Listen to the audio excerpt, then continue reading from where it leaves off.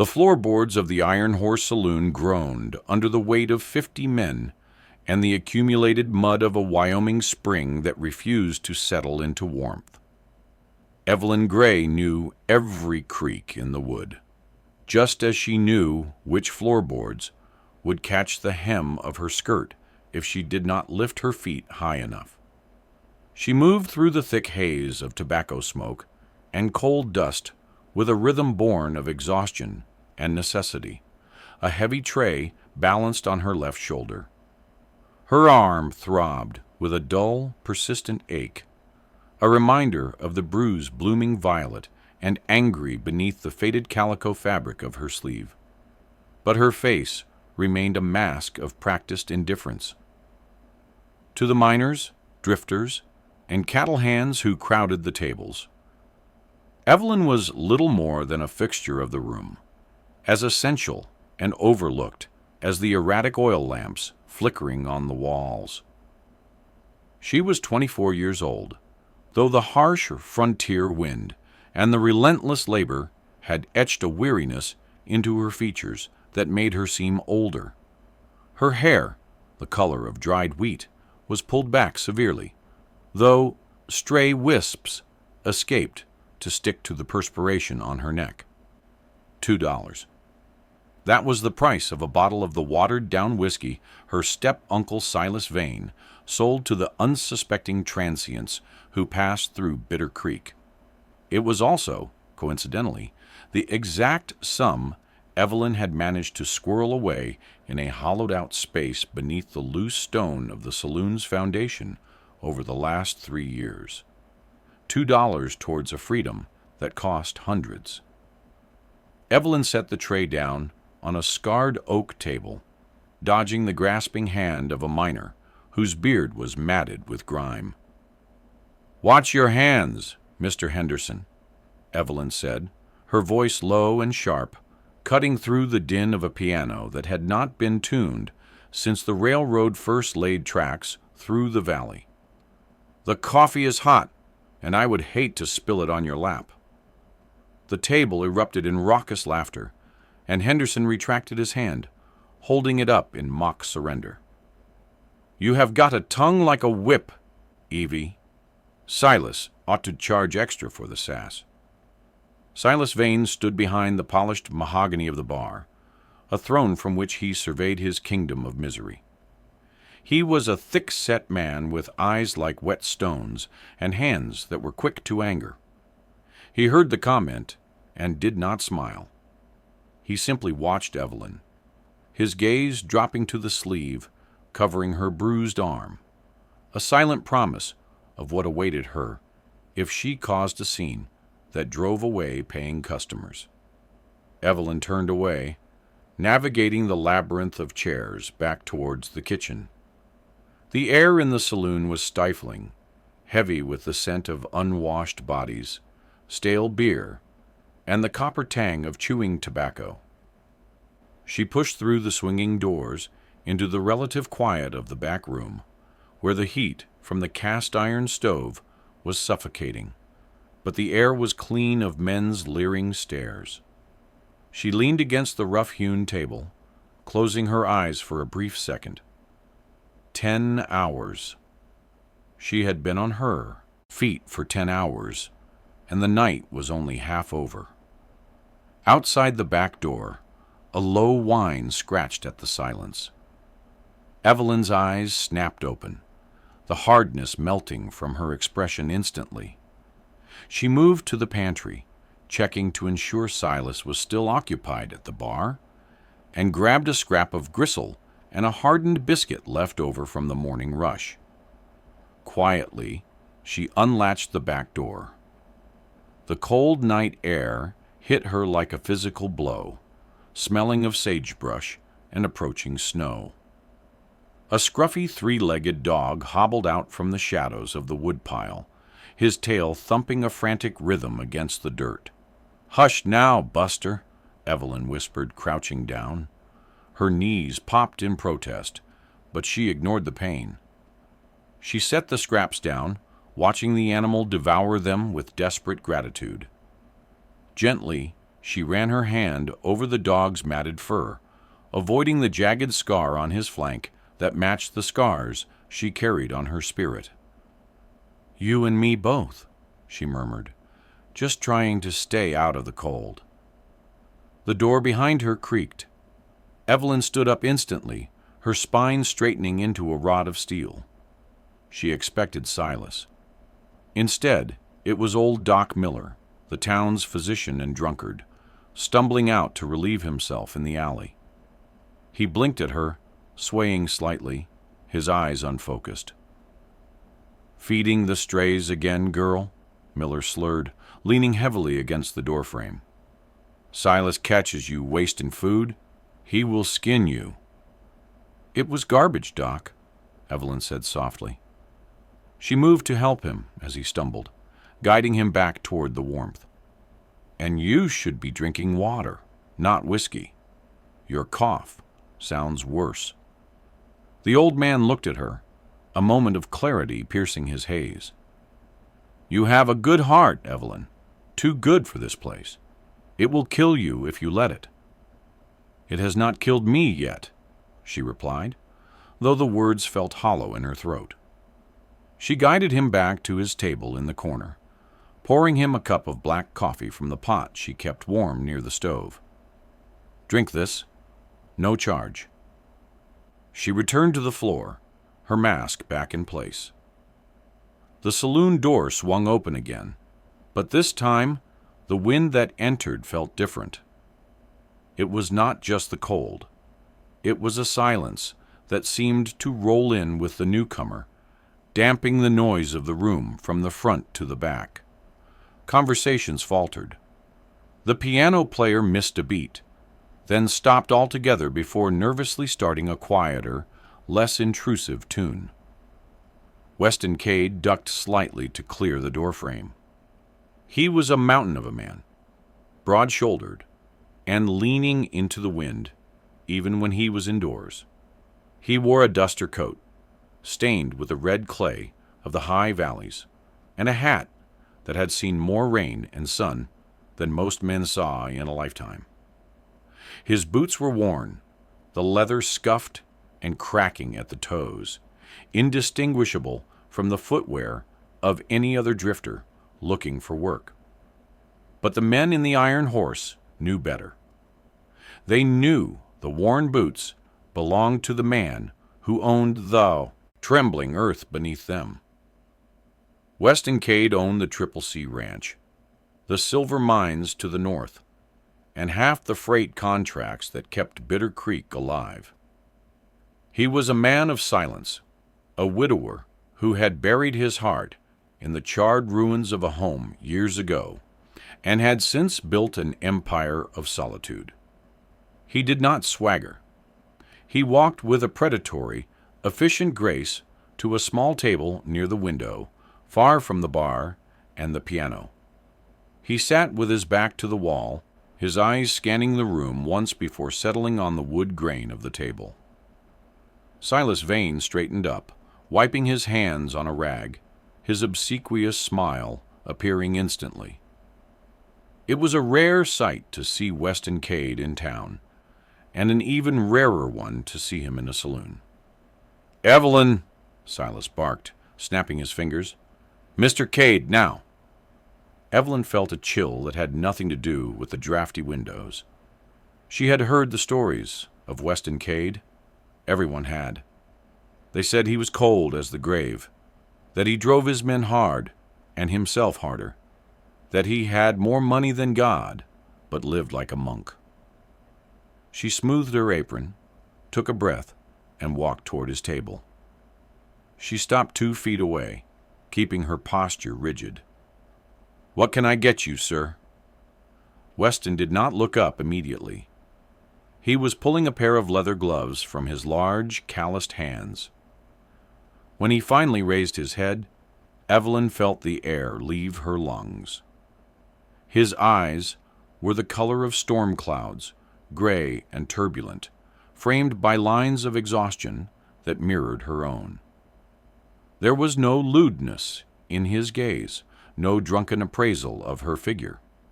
He looked at her as if he were reading a ledger, tallying the sum of her existence. "Whiskey," he said. His voice was a low rumble, like distant thunder vibrating through the floorboards. "The bottle and a glass." Evelyn nodded once and turned on her heel. She felt his eyes on her back as she walked away, a physical weight that made her skin prickle. She retrieved the bottle, the good stuff Silas kept under the counter for the mayor and the sheriff, and a clean glass. When she returned, Weston was staring out the dark window, watching the snow begin to fall in lazy spirals. She set the glass down, the clink of glass on wood sounding sharply in the quiet pocket of air surrounding him. She poured a measure, her hand steady despite the trembling in her legs. He did not drink immediately. He watched her hand as she pulled the bottle away. His gaze lingered on her wrist, where the sleeve had ridden up slightly, exposing the yellowing edge of a bruise shaped like a thumbprint. Evelyn quickly tugged the fabric down, her heart hammering against her ribs. "Is there anything else?" she asked, her voice tight. Weston looked up, meeting her eyes. The intensity of his stare was unnerving. He saw something she fought desperately to hide, the fatigue that went bone deep, the fear that lived in the corners of her mouth. He saw the ghost of a woman trying to survive in a world that wanted to consume her. "You look like you have walked 1,000 miles today," he said.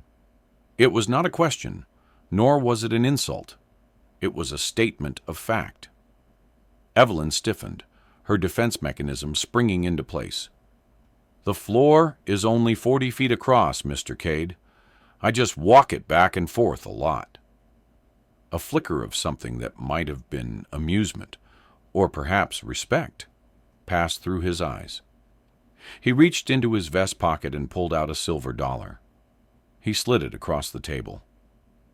"For your trouble." Evelyn looked at the coin. It was half a week's wages. It gleamed in the lamplight, mocking her. Silas would demand she turn over any tips. If she kept it and he found out, the bruise on her arm would have company. But more than that, pride, a stubborn, foolish thing that was all she had left, flared in her chest. "I do not need your pity, Mr. Cade," she said, her voice low so Silas would not hear, "and I do not take charity. I am doing my job. The price of the whiskey is on the board." She pushed the coin back toward him with one finger. Weston did not take the money back. He let it sit there between them, a silver boundary line. He took a slow sip of the whiskey, the liquid amber, in the dim light. "It is not charity to pay for service," he said. "But you are proud. That is rare in this town." "Pride is free," Evelyn shot back. "Everything else costs money."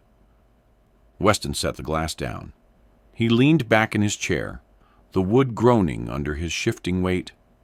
He studied her, really studied her, in a way that made Evelyn feel stripped bare, not of her clothes, but of her defenses. "If you could have anything," he asked suddenly, the question hanging in the air like smoke. "If you could walk out that door and have anything you wanted, what would it be?" Evelyn blinked, taken aback. She expected a proposition. She expected him to ask for a room, or a woman, or a fight. She did not expect a question that dug into the soft meat of her dreams. She looked at the door, where the snow was now falling harder, obscuring the dark street beyond. She thought of freedom. She thought of a house where no one raised a hand to her. She thought of silence, pure and unbroken. She thought of the $2 buried in the dirt. She looked back at Weston Cade, the billionaire in worn boots, and shrugged, a gesture of practiced nonchalance designed to deflect the pain of wanting. A day off, she said, a dry, humorless laugh escaping her lips. Just one day, where I do not have to stand on these feet or pour another drink. That is what I would wish for. It was a joke. It was meant to be flippant, a waitress's complaint to a rich patron. But Weston did not laugh. He looked at her with a terrifying clarity, seeing the chains that bound her soul as clearly as if they were made of iron. He saw that her wish for a day off was actually a plea for a moment of existence where she belonged to herself. A day off, he repeated softly. He finished his whiskey in one swallow, stood up, and placed a gold eagle, $20, on the table. Keep the change, Evelyn, he said. That is not a tip. It is for the whiskey. He turned and walked out into the night, the wind swirling around his long coat. Evelyn stood frozen. $20. It was a fortune. It was enough to take a train to Denver. It was enough to vanish. Her hand hovered over the coin, shaking. Evelyn. Silas's voice cracked the spell. He was there in an instant, his hand snatching the gold coin from the table before her fingers could graze it. Mr. Cade is a generous man, Silas sneered, biting down on the coin to test its authenticity. He grinned, showing yellowed teeth. This stays with the house. You get back to work. Table 4 needs a refill. Evelyn watched the gold coin disappear into Silas's pocket. The hope that had flared for a singular, blinding second was extinguished, replaced by a cold, hard stone in her stomach. She did not argue. She could not argue. She simply turned, picked up the empty glass, and walked back toward the bar, her face a mask once more. But Weston Cade's question burned in her mind. What would you wish for? The hours dragged on. Midnight came and went.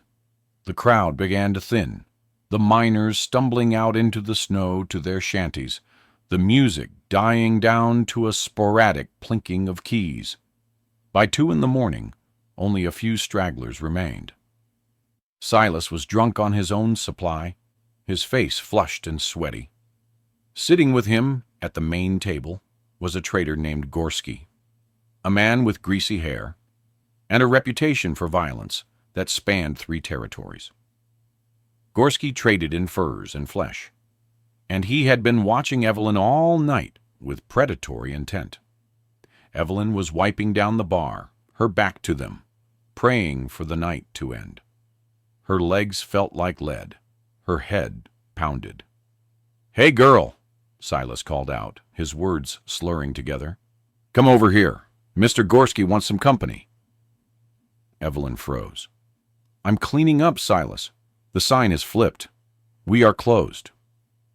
Silas slammed his fist on the table. "I said come here.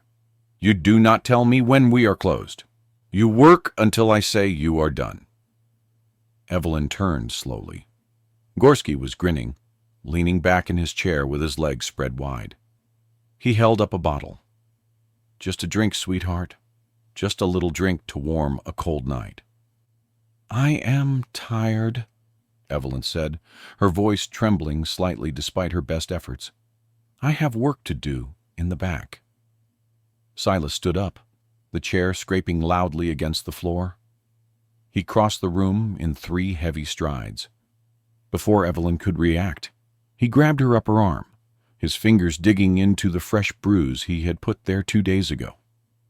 Evelyn gasped, the pain blinding. "Do not embarrass me," Silas hissed, his breath reeking of whiskey and malice. "Gorski is paying good money. You will sit with him and you will be nice, or so help me God, you will not have a room to sleep in tonight." He shoved her toward the table. Evelyn stumbled, catching herself on the back of a chair. Gorski reached out, his hand closing over her wrist. His skin was clammy, his grip like a vice. "Sit down, little bird," Gorski purred, pulling her closer. Panic cold and primal, surged through Evelyn. She looked at Silas, but there was no mercy in his eyes, only greed and drunken cruelty. She looked at the door, but it was barred for the night. She reacted on instinct. She snatched the heavy glass pitcher of water from the table and swung it. She did not aim for Gorski's head. That would hang her. She aimed for his hand. The heavy glass connected with Gorski's knuckles with a sickening crunch. Gorski howled, releasing her wrist and clutching his hand. Silas roared in fury, lunging for her. Evelyn did not wait. She bolted. She scrambled over the overturned chair, her skirts tangling around her legs. She heard Silas crash into the table behind her. She ran for the kitchen, bursting through the swinging doors. "You little wretch!" Silas screamed from the main room. "I will beat the hide off you." Evelyn reached the storeroom at the back of the kitchen, a small windowless closet where the flour and dried beans were kept. She threw herself inside and slammed the heavy wooden door, sliding the iron bolt home just as Silas's body slammed against the other side. The door shuddered. Dust rained down from the ceiling. "Open this door!" Silas shrieked, kicking the wood. "Open it, Evelyn. You are going to pay for that. Gorski is going to take it out of your hide." Evelyn backed away until she hit the sacks of flour. She slid down to the floor, pulling her knees to her chest, her breath coming in ragged gasps. She wrapped her arms around her head, trying to block out the sound of Silas's boots kicking the door, the string of obscenities he was screaming. He pounded for what felt like an hour, but eventually the blows stopped. She heard him cursing, heard the clink of glass, and then finally silence. He had likely passed out or gone back to drink himself into a stupor with Gorski. Evelyn sat in the pitch-black darkness of the storeroom, the smell of dry grain filling her nose. She was shaking so hard her teeth chattered. She touched her arm where he had grabbed her. It was throbbing with a pulse of its own. She could not stay. She knew that now. Tonight a line had been crossed. Silas would not just beat her tomorrow. He would sell her to Gorski or someone worse. The protection of being his niece had evaporated the moment the gold coin had touched his palm. He saw her as currency, nothing more. She thought of the $2 under the stone. It was not enough. She thought of the vast, empty darkness outside, the snow, the wolves, the cold that could kill a man in hours, let alone a woman with nothing but a thin coat. But staying meant death of a different kind, a slower, uglier death. Evelyn rested her forehead against her knees. Tears finally came, hot and stinging, tracking through the dust on her cheeks. She cried silently, a skill she had perfected over 12 years of servitude. "I wish for a day off," she whispered into the darkness, her voice breaking. The words hung in the silence. She remembered Weston Cade's face, the gray eyes that had seen the cage she was in. "You look like you have walked 1,000 miles. She wiped her face with the rough fabric of her apron. Her fear began to harden into something else, something brittle and sharp. She would not wait for Gorski to heal. She would not wait for Silas to wake up. "Tomorrow," she whispered to the empty room. She did not know how, and she did not know where, but as the wind howled outside the thick walls of the storeroom, Evelyn Gray made a vow to the darkness. She was going to run, and if the world wanted to kill her for it, it would have to catch her first. The morning sun that bled through the cracks of the storeroom wall offered no warmth, only a harsh, pale light that illuminated the dust motes dancing in the stagnant air. Evelyn unbolted the door with trembling fingers, her body stiff from a night spent curled on the floorboards against sacks of flour.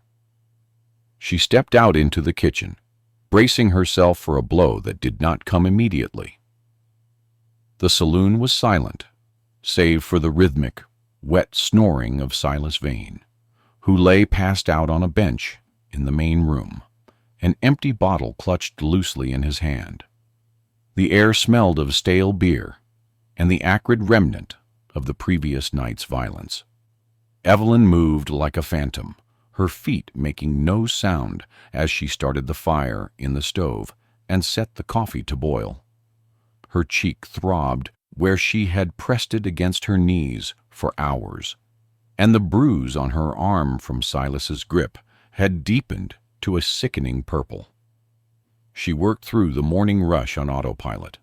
When the miners drifted in for their noon meal, she served stew and biscuits with mechanical efficiency, her eyes fixed on the floor. She felt fragile, as if a single harsh word would shatter her into 1,000 pieces. Silas woke around 10, his mood foul and his head pounding. He said nothing about the incident with Gorski, but his eyes followed her with a terrifying, brooding promise. He was planning something. She could feel it in the way the air seemed to tighten whenever he looked at her. It was mid-afternoon when the door swung open, admitting a gust of wind, and the tall, imposing figure of Weston Cade. The room quieted just as it had the night before. He did not go to a table this time. He walked straight to the bar where Evelyn was drying glasses. He looked different in the daylight, older perhaps, the lines around his eyes cut deep by sun and worry. He wore the same duster coat, but his presence filled the space, pushing back the oppression of the room. Evelyn gripped the glass in her hand so hard she feared it might crack. She did not look at him. "I am working, Mr. Cade," she said, her voice barely a whisper. "Please do not make trouble." Weston ignored the plea. He leaned his forearms on the bar, his voice low and steady, meant only for her. "My shift ends at 4, he said. It was a lie. He had no shift. He was the master of his own time, but he spoke the language of labor to reach her. "Walk with me, just to the edge of town."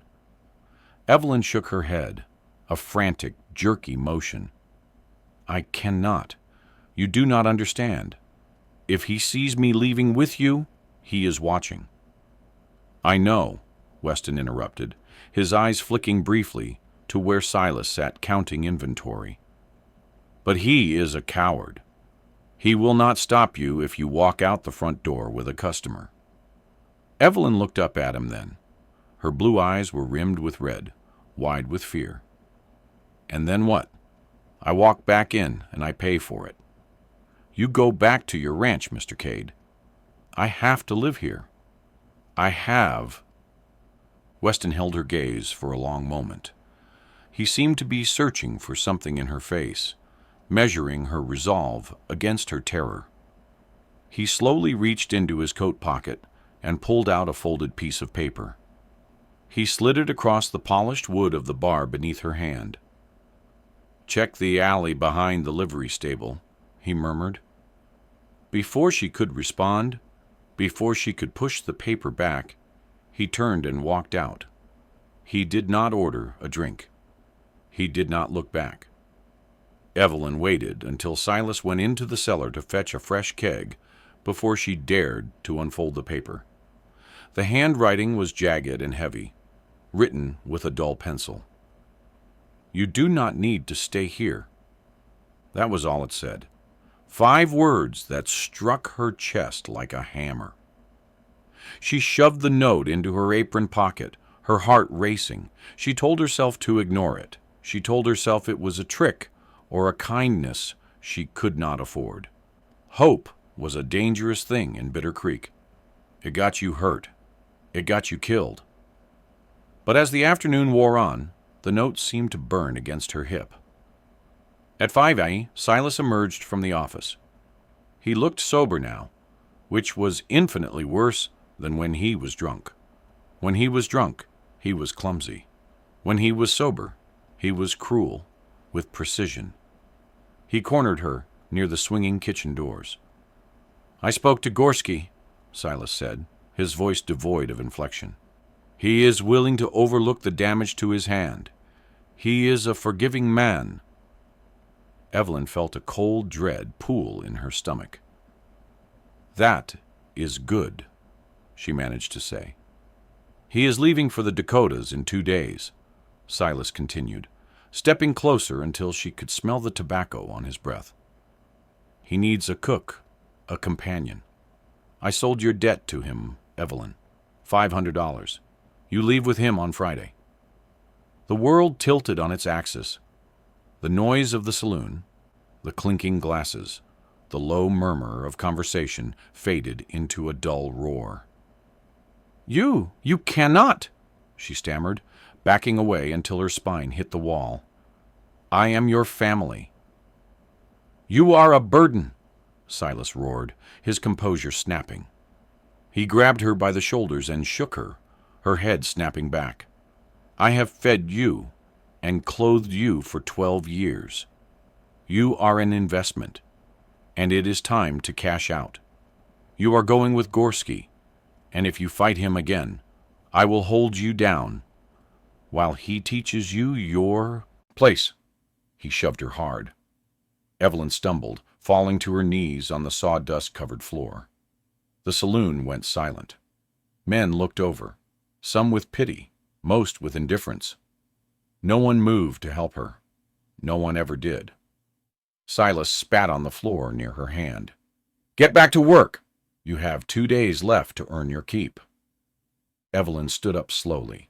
Her knees shook, but her mind was suddenly, terrifyingly clear. The fear that had paralyzed her for years evaporated, replaced by the cold certainty of a trapped animal that realizes it has nothing left to lose. She finished her shift. She served the drinks. She dodged the groping hands. She waited. Midnight came, then 1:00.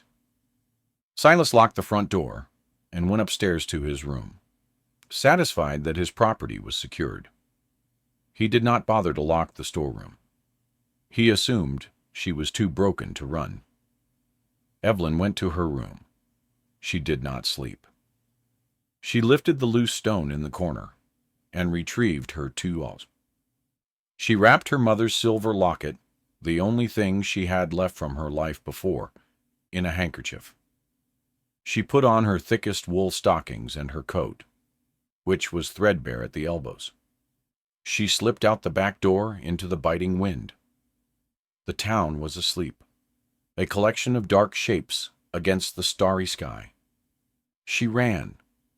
She ran through the mud, her breath tearing at her throat, past the saloon, past the general store, toward the livery stable at the edge of town. The alley was dark, shadows pooling deep in the corners. For a moment, she thought it had been a lie. Then she heard the soft chuff of a horse. Tied to a post, hidden from the main street by a stack of crates, was a bay mare. She was saddled, and heavy leather bags were strapped to her flanks. Evelyn approached slowly, her hand trembling as she reached out to stroke the animal's velvet nose. There was no one else there. Weston was not waiting in the alley. He had left the means, but the choice was hers. Evelyn looked back toward the saloon. She thought of Gorski. She thought of the Dakotas. She thought of dying by inches. She put her foot in the stirrup. It took her 3 tries to hoist herself up, her skirts tangling, her muscles screaming. She had not ridden since she was a child. She grabbed the reins, her knuckles white. She turned the horse toward the north, away from the roads, toward the mountains that loomed like black teeth against the horizon. She rode for an hour, the cold seeping through her coat until she could no longer feel her fingers. The town lights faded behind her, swallowed by the vast, indifferent prairie. Fear began to gnaw at her. She did not know where she was going. She had no food, no water, only a stolen horse and a billionaire's vague promise. Then a shadow detached itself from a cluster of pines ahead. Evelyn gasped and pulled back on the reins. The mare danced nervously. Weston Cade sat atop a massive black stallion, motionless as a statue. He waited for her to reach him. He did not smile. He did not offer a greeting. He simply turned his horse and nodded toward the high peaks. "Follow me," he said. They rode in silence for what felt like an eternity. The terrain grew rougher, the flat plains giving way to rocky foothills and steep, winding trails that only a mountain goat or a man who knew the land by heart could navigate. The wind picked up, howling through the canyons. Evelyn clung to the saddle horn, exhausted, frozen, and terrified. Every shadow looked like a pursuer. Every snap of a twig sounded like a gunshot. Just before dawn, when the sky was turning the color of a bruised plum, they crested a ridge. Below them, nestled in a small, hidden valley, protected by towering granite walls, sat a cabin. It was not a ranch house.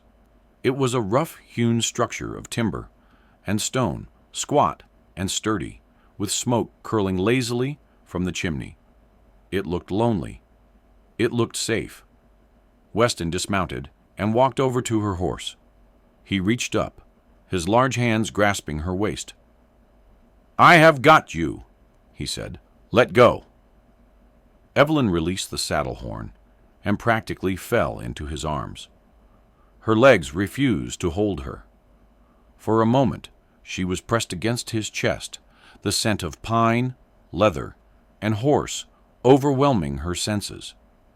He held her steady until she found her footing, then immediately stepped back, creating a respectful distance.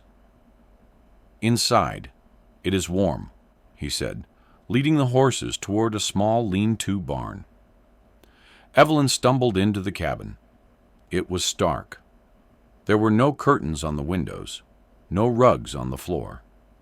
A single bed stood in the corner, covered in heavy buffalo robes. A table, 2 chairs, and a cast-iron stove made up the rest of the furniture. It was a place for survival, not comfort, but there was a fire crackling in the hearth, and the air was thick with warmth. Evelyn stood in the center of the room, shivering violently, as the heat began to thaw her frozen limbs. She wrapped her arms around herself. Weston entered a moment later, carrying the saddlebags. He set them on the table and began to unpack tin cans, coffee, and a sack of flour. "Why?" she asked, her voice raspy. She stared at his back. "Why did you do this? You don't know me." Weston paused, a can of peaches in his hand. He turned slowly. The lantern light cast long shadows across his face, highlighting the rugged architecture of his jaw and the sadness in his eyes. "I know what it looks like when something is trapped," he said quietly. "And I know that sometimes the only way to survive is to disappear." He gestured to the bed.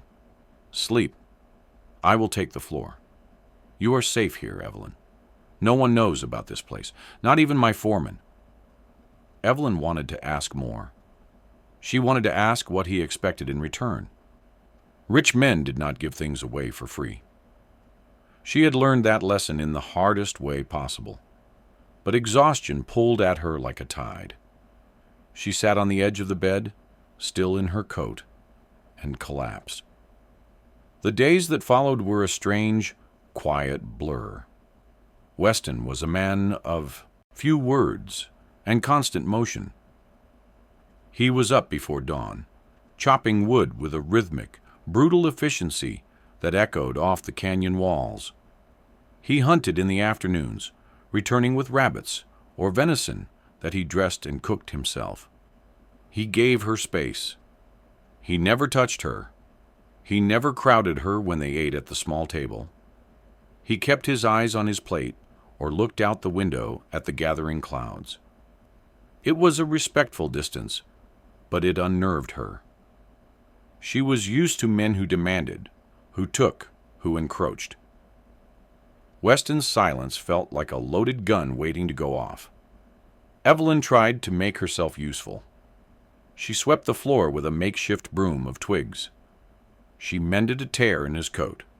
She cooked, using the meager supplies to make biscuits and stew, trying to repay a debt she could not calculate. On the fourth night, Weston returned from checking the perimeter of the valley. He moved stiffly, favoring his left side. As he took off his heavy coat, Evelyn saw a bloom of fresh red staining the back of his gray shirt. "You are bleeding," she said, standing up from her chair by the fire. "It is nothing," Weston grunted, moving toward the wash basin. "Old trouble. A branch snagged it." "Let me see," she insisted. She found the first aid kit he kept on the shelf, a tin box with bandages and whiskey. Weston hesitated, then sat on the edge of the bed and unbuttoned his shirt. He shrugged it off, wincing slightly. Evelyn drew in a sharp breath. His back was a map of violence, crisscrossing ridges of white scar tissue, old and faded, but deep. Knife marks, the puckered starburst of a bullet wound near his ribs, and on his shoulder, a fresh gash that had torn open an older, jagged scar. It looked like he had walked through a war. Evelyn wet a cloth and gently cleaned the wound. Weston sat rigid, his muscles coiled tight under her touch. "Does it hurt?" she asked softly. "Not any more," he said, though his jaw was clenched. She applied a salve and wrapped the bandage around his shoulder, her hands moving with the gentle dexterity she had used to nurse old Doc Miller. When she finished, she did not pull away immediately. Her fingers lingered near one of the older scars on his shoulder blade. "Who did this to you?" she whispered. "The war," he said, his voice flat. "And men who thought a rancher should not hold mining claims, and life." He turned to look at her, his chest rising and falling. He did not put his shirt back on. The firelight played over the landscape of his skin. "You have your own scars, Evelyn. I saw them on your arms." Evelyn instinctively pulled her sleeves down, covering her wrists. "Those are different. Mine are from not fighting back." Weston shook his head. "Survival is fighting back. You are here, are you not?" The acknowledgement broke something inside her. The dam she had built to hold back the terror of the last week, the last 12 years, finally cracked.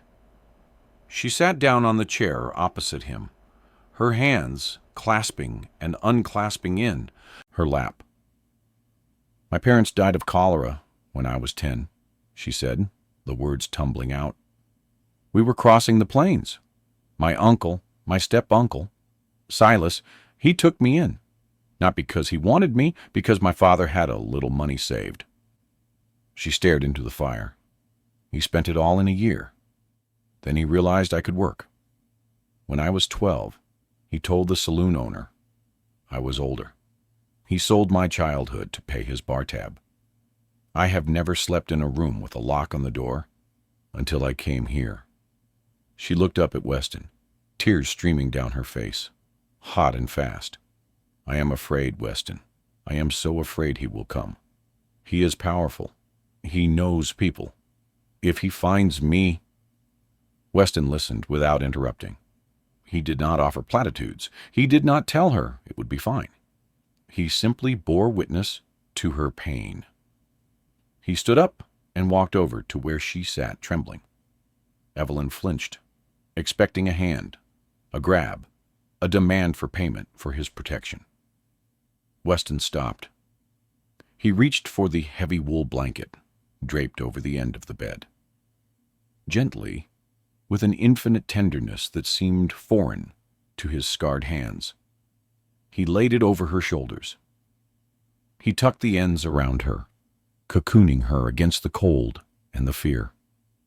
"He is not going to find you," Weston vowed, his voice rough with suppressed emotion.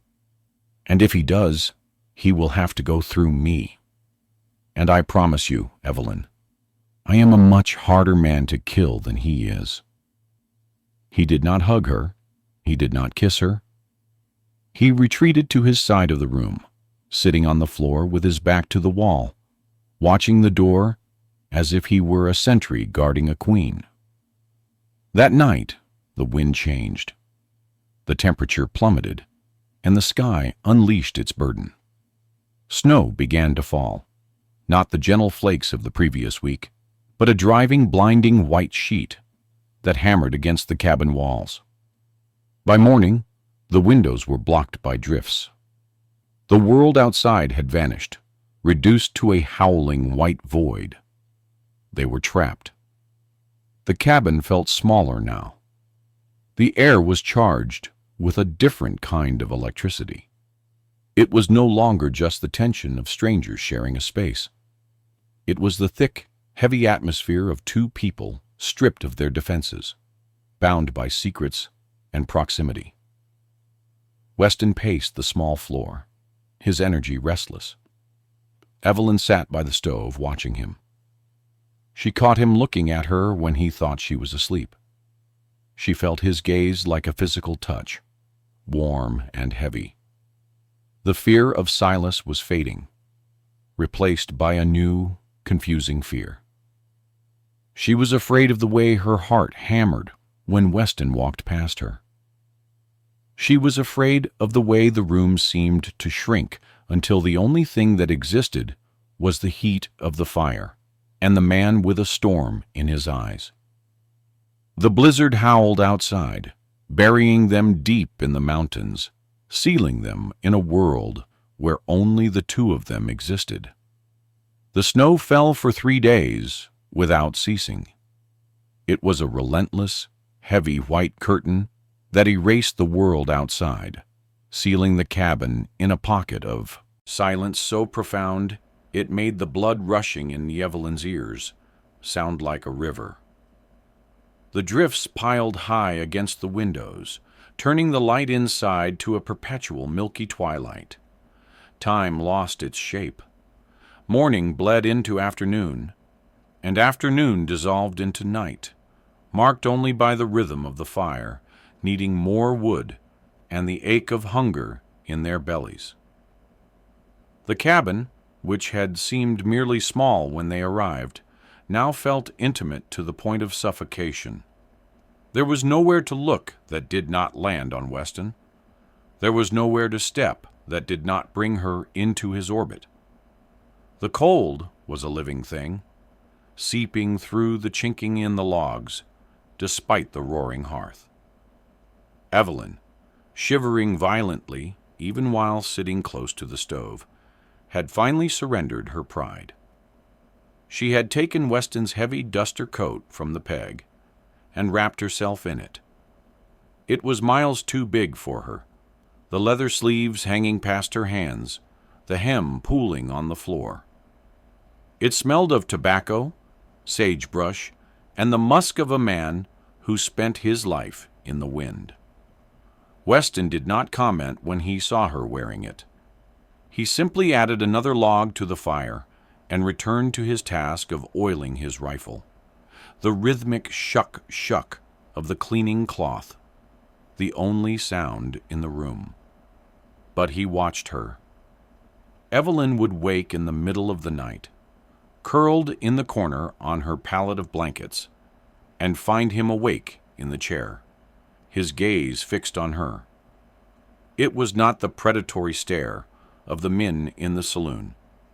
It was a heavy, brooding look, like a man trying to solve a riddle that terrified him.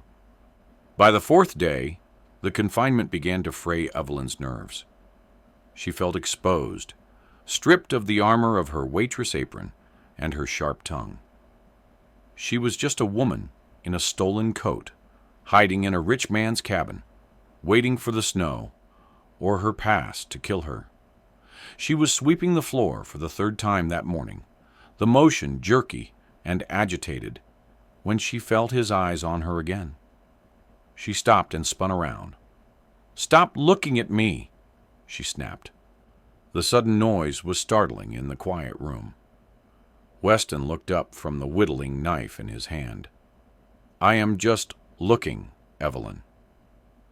"You are staring," she accused, her voice rising. "You're staring at me like I am a wounded dog you picked up on the side of the road. Like you are wondering if I am worth the feed you are wasting on me." Weston set the knife down slowly. He stood up, his height seemingly filling the room, pressing the air out of it. "I have never thought of you as a dog," he said, his voice low and even. "Then what am I?" she demanded, taking a step toward him, her anger fueled by fear and shame. "I am a charity case. That is what I am. You pity me, the poor little waitress with the bruises. You brought me here to feel good about yourself, Mr. Cade, so you could play the hero. But we both know that when the snow melts, you will go back to your empire, and I will be—" She stopped, her throat closing up. "You will be what?" Weston asked, stepping closer. "I will be nothing," she whispered, "just like I was before." Weston crossed the distance between them in 2 long strides. He did not grab her, but he stopped so close that she had to tilt her head back to look him in the eye. The heat radiating from him was more potent than the stove. "You think this is pity?" he asked, his voice rough. "You think I rode through a storm and risked a bullet in my shoulder because I felt sorry for you?" "Yes," she said, though her voice wavered. "You saw a weak woman who could not save herself." Weston's eyes flashed with a sudden dark intensity. "I saw a woman who has walked through hell every single day for 12 years and has not let it break her. I saw a woman who stands up to men twice her size with nothing but her voice. That is not weakness, Evelyn. That is the strongest thing I have ever seen." Evelyn stared at him, stunned. No one had ever called her strong. They had called her pretty, useful, stubborn, or insolent, but never strong. "I am not strong," she denied, shaking her head. "I am just surviving." "That is all any of us are doing," he said. The air between them crackled, thick with the unspoken tension that had been building for days. The anger in Evelyn's chest began to transmute into something else, something hot and terrifying. She looked at his mouth.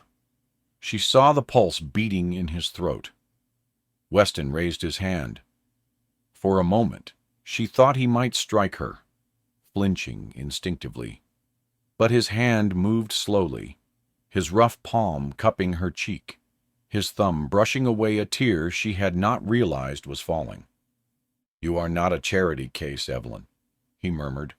"You are the first real thing I have felt in 10 years. He leaned down. He gave her every chance to pull away. He paused inches from her face, waiting. Evelyn did not move. She could not breathe. He kissed her forehead first, a soft, reverent touch, a benediction. Then his lips traveled down to her temple, her cheekbone, and finally he found her mouth. It started gently, a question asked in the dark. But the moment their lips touched, the dam broke. Evelyn made a small, desperate sound in her throat. She grabbed the front of his shirt, pulling him closer. The kiss deepened instantly, shedding its gentleness.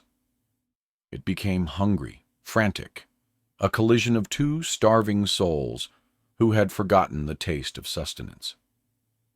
Weston groaned, his arms wrapping around her waist, lifting her slightly off the floor, crushing her against his chest. She tasted the coffee on his tongue and felt the roughness of his beard against her skin. It was overwhelming. It was terrifying. Evelyn pulled away, gasping, her hands pushing against his chest. Panic flared in her eyes. This was too much, too fast. Weston released her immediately, stepping back, his chest heaving. He looked at her, his eyes wide, searching for fear. "I am sorry," he rasped. "I should not have—" But before he could finish, Evelyn reached out. She grabbed his hand, her fingers interlacing with his, pulling him back to her. "Do not stop," she whispered. "Please do not stop." He did not. He kissed her again, consuming her sigh, his hands tangling in her hair. They stood in the center of the cabin, the snow burying them from the outside world, while inside they burned. That night, the sleeping arrangements changed. The floor was too cold, the distance too great. They did not speak of it. It simply happened. Weston lay down on the narrow bed, and Evelyn lay beside him. They did not make love. The air was too heavy with newness, the emotional precipice too steep, but they lay facing each other, fully clothed, legs entangled. Evelyn trembled, not from cold, but from the shock of being held without the threat of pain. Weston's arm was draped over her waist, holding her, anchoring her to the earth. "Sleep," he whispered into the darkness. "You are safe." For the first time in her life, she believed it. The blizzard broke 2 days later. The sun emerged, blindingly bright, reflecting off a world that had been sculpted into smooth white curves. The silence remained, but it was no longer oppressive. It felt peaceful. Life in the cabin settled into a new rhythm, one marked by a quiet, growing intimacy. They moved around each other with a familiarity that usually took years to cultivate. When Weston cooked, Evelyn chopped the vegetables, their shoulders brushing. When Evelyn washed the dishes, Weston dried them, his hand lingering on hers when he took the plates. They spoke more. The silence that had been a shield became a bridge. One afternoon, Weston took 2 tin cans and set them on a fence post buried halfway in the snow outside the cabin. He handed Evelyn a heavy Colt revolver. "You need to know how to use this," he said. Evelyn looked at the gun. It was heavy, cold steel that smelled of oil. "I do not like guns," she said. "They are loud, and they hurt." "The world is loud, and it hurts," Weston said, his face serious. "But this tool levels the field. If Silas comes, or anyone else, I want you to be the one who decides what happens, not them." He stood behind her to show her the stance, his chest pressed against her back, his arms encompassing hers as he guided her hands. She could feel the solid wall of his body, the steady beat of his heart. "Lean into it," he instructed, his voice a rumble against her ear. "Do not let it surprise you. You control it." Evelyn took a breath, sighting down the barrel. She squeezed the trigger.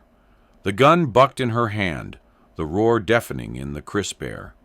The tin can flew off the post, spinning into the snow. She blinked, stunned. Then a laugh bubbled up from her chest, a real, unbridled sound of shock and delight.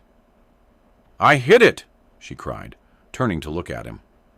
Weston was smiling. It was the first time she had seen him truly smile, a transformation that took 10 years off his face and made him look devastatingly handsome. "You have a good eye," he said. Evelyn laughed again, the sound ringing off the canyon walls. She felt a sudden surge of power, a realization that she was not just a victim waiting to be saved. She was dangerous. She was capable. Later that evening, the mood shifted.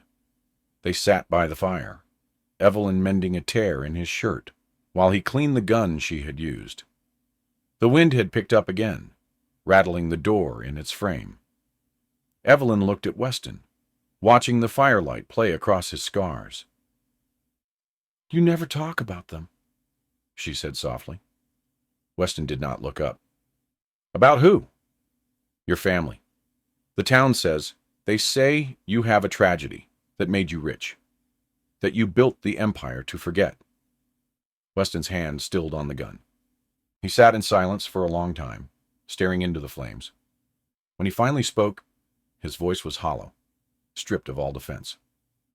"Her name was Clara," he said, "and our son was Samuel. He was 4 years old." Evelyn set the needle down. She waited. "I was not rich then," he continued. "I was a ranch hand, just starting to build my own herd. We lived in a small cabin, not much bigger than this one, down in the valley. It was a dry year, the driest on record." He took a breath that sounded like a shudder. "I was out on the range, moving cattle. I saw the smoke from 10 miles away. By the time I got back, the roof had already collapsed." Evelyn covered her mouth with her hand. Weston did not look at her. He was seeing the fire. "I found them near the door," he whispered. "She had been trying to get him out. I was 2 hours away. 2 hours. If I had been there, if I had not been so obsessed with the herd." He looked down at his hands, turning them over, as if checking for soot. "I sold the cattle. I took the insurance money. I bought land. I bought mines. I worked 20 hours a day, because if I stopped moving, I could hear them screaming. I built a fortress of money so that nothing could ever touch me again. But it does not work. The silence is just as loud in a mansion as it is in a shack." He looked up at Evelyn, his eyes shimmering with unshed tears. "I am a hollow man, Evelyn. I have nothing inside but ghosts and silver." Evelyn moved from her chair. She knelt on the rug before him, placing her hands on his knees. "You are not hollow," she said fiercely. "You are the man who saved me. You are the man who chopped wood so I would be warm. You are the man who put a blanket over me when I was afraid. That is not a ghost. That is a man with a heart that is still beating, even if it is broken." She reached up and touched his face. "I am broken too, Weston. I have been used and discarded. I do not believe I'm lovable. I look in the mirror, and I see a product that was sold." Weston covered her hand with his own, pressing it against his cheek. "You are not a product," he said. "You are the only beautiful thing I have seen in a lifetime." The storm outside rose to a crescendo, the wind howling like a banshee. But inside, the air was thick with a different kind of energy. The confession had stripped them bare. There were no more secrets, no more walls. Weston leaned down and kissed her.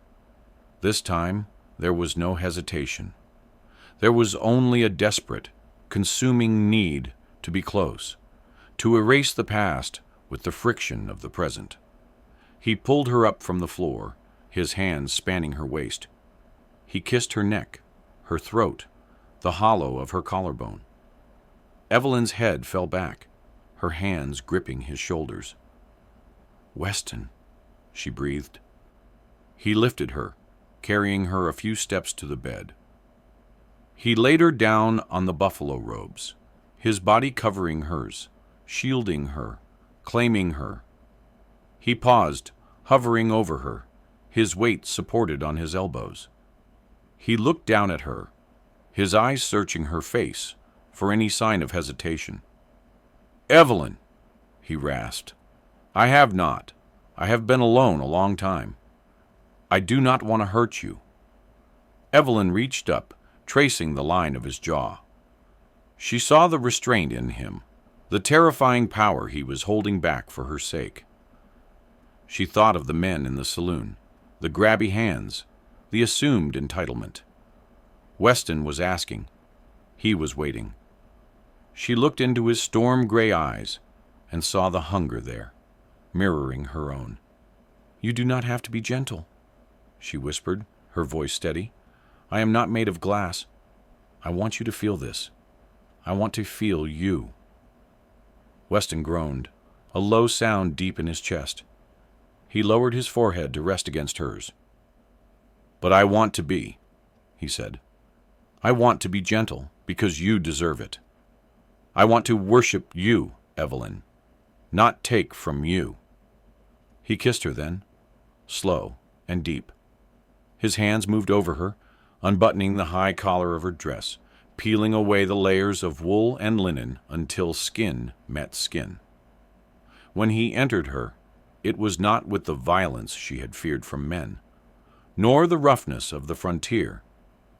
It was a slow, sinking slide into warmth. It was a homecoming. Evelyn gasped, arching against him. Tears pricked her eyes, not from pain, but from the sheer, overwhelming sensation of being filled, of being held, of being seen.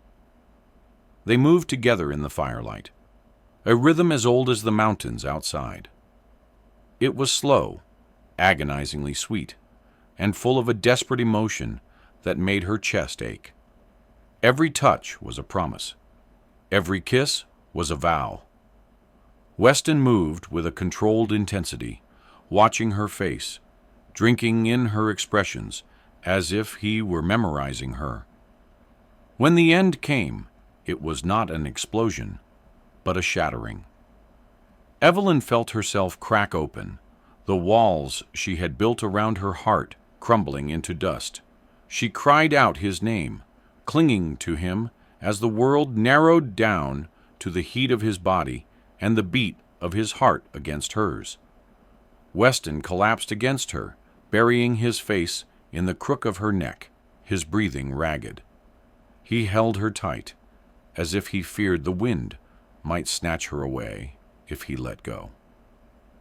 They lay there for a long time as the fire died down to embers, the storm outside raging on, but it could not touch them. Evelyn lay with her head on Weston's chest, listening to his heartbeat slow to a steady rhythm. Her skin felt electrified, alive in a way she had never known. She ran her hand down his arm, tracing the scar on his shoulder. She felt a peace so profound it frightened her. She knew with a terrifying certainty that she could never go back to who she was before that night. She turned her head, pressing a kiss to the skin over his heart. "I wish this could last forever," she whispered into the silence. Weston tightened his arm around her, pulling her closer until there was no space left between them. He kissed the top of her head. "It will," he vowed into the darkness. "I will make it last, Evelyn. I swear it." But outside, the wind howled, a reminder that the snow would eventually melt, and the road back to the world and to Silas was waiting beneath the ice. The first sound of the thaw was a rhythmic, persistent dripping that echoed through the timber walls of the cabin like the ticking of a clock. For weeks, the world had been silenced by the heavy blanket of white, but now, under the pale, strengthening sun of early March, the mountains were beginning to shed their winter skin. Rivulets of water carved channels through the snowbanks, and the scent of wet earth and pine needles began to replace the sterile bite of frost. Evelyn stood by the window, watching a slab of snow slide from the roof and shatter on the ground below. She wore one of Weston's flannel shirts, cinched at the waist with a piece of rope, the sleeves rolled up to her elbows. Her hair was loose, falling in waves around her face, no longer the severe pinned-back style of the saloon waitress. She looked younger, softer, yet there was a new steeliness in her posture that had not been there a month ago. Weston was packing the saddlebags. He moved with the deliberate economy of a man who had spent half his life on the trail, but his eyes kept flickering to her. He buckled a strap, pulled it tight, and then walked over to stand behind her. He did not touch her immediately. He simply let his presence be felt, a warm, solid wall against the uncertainty of the morning. "The pass is clear," he said, his voice rumbling in his chest. "The drifts are deep in the shade, but the horses can manage it. We can be at the Triple C in 3 days." Evelyn leaned back slightly, resting her head against his shoulder, but she did not turn around. The Triple C, his empire, the place where he was a king. And she was what? A runaway? A charity case? A mistress, picked up during a snowstorm? The fear that had been dormant during their isolation began to uncoil in her stomach, cold and sharp. Here, in the cabin, they were just a man and a woman, keeping each other alive. Out there, he was Weston Cade, the cattle baron, and she was Evelyn Gray, the niece of a saloon keeper, a woman with no name and no dowry, but a pair of scarred hands. "Weston," she started, her voice tight, "are you sure about this?" He placed his hands on her waist, turning her slowly to face him. His expression was serious, the gray eyes searching hers with an intensity that always made her breath catch. "I have never been more sure of anything," he said. "I want to take you home, Evelyn. Not to the old house. I will burn that place down if I have to. I want to build a new one, with a porch that faces the east, just like you said you liked. I want to wake up with you every morning without worrying if the firewood is going to run out." He paused, his thumb tracing the line of her jaw. "I want to make you my wife." The word hung in the air, heavy and terrifying. Wife. It was a word for respectable women, for daughters of ranchers and merchants, women who played the piano and did not know how to clean blood out of a barroom floor. Evelyn pulled away, putting a few feet of distance between them. She wrapped her arms around herself, defensive. "People will talk, Weston," she said, her voice trembling. "You know they will. They know who I am. They know where you found me. They will say you picked up a stray. They will say I'm a gold digger who trapped a lonely widower in a blizzard." "Let them talk," Weston growled, a flash of anger crossing his face. "I do not care what they say. I own half the county, Evelyn. If they do not like it, they can ride on." "You own the land, not their tongues," she countered, spinning back to face him.